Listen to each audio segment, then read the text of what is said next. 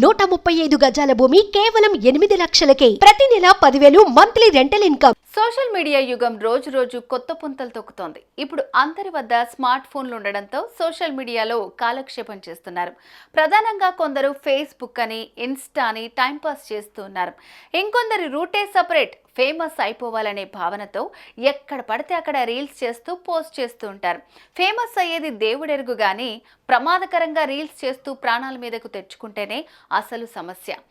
ఇలా ఇప్పటికీ ఎంతో మంది యువతీ యువకులు ప్రాణాలు కోల్పోయిన విషయం తెలిసిందే.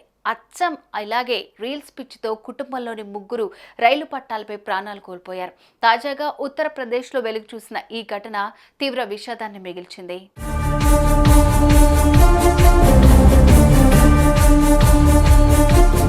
ఇక పూర్తి వివరాలకు వెళ్తే సీతాపూర్ జిల్లా లహర్పూర్లో మహమ్మద్ అహ్మద్, నజ్రీన్ అనే దంపతులు నివాసం ఉంటున్నారు. వీరికి 3 ఏళ్ల కుమారుడు ఉన్నాడు.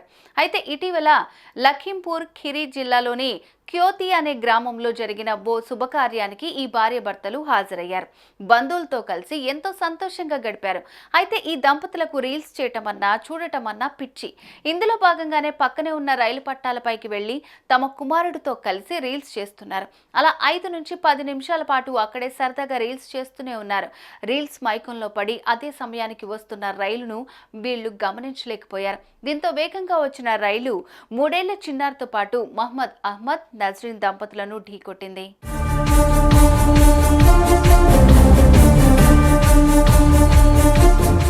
ఈ ప్రమాదంలో ఈ 3 గాల్లోకి ఎగిరిపడ్డారు. ఇక తీవ్రంగా గాయపడ్డ ఈ 3 అక్కడికక్కడే ప్రాణాలు కోల్పోయారు.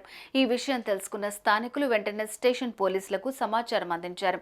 హుటాహుటిన ఘటనా స్థలానికి చేరుకున్న పోలీసులు అంతా పరిశీలించారు. రీల్స్ చేస్తుండగా ప్రమాదానికి గురయ్యారని నిర్ధారణకు వచ్చారు.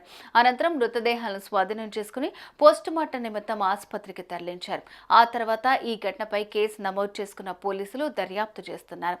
అయితే ఈ కుటుంబ సభ్యులు శుభకార్యానికి వచ్చి ప్రాణాలు కోల్పోవడంతో మృతుల బంధువులు, ఇతర కుటుంబ సభ్యులు కన్నీరు మున్నీరుగా వెలిపించారు.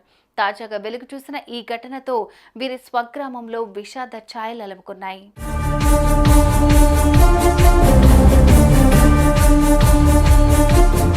చూసారుగా ఎంతటి విషాదం చోటు చేసుకుందో. రీల్స్ మైకంలో పడి చివరికి చేతులారా ప్రాణాలు తీసుకున్నారు.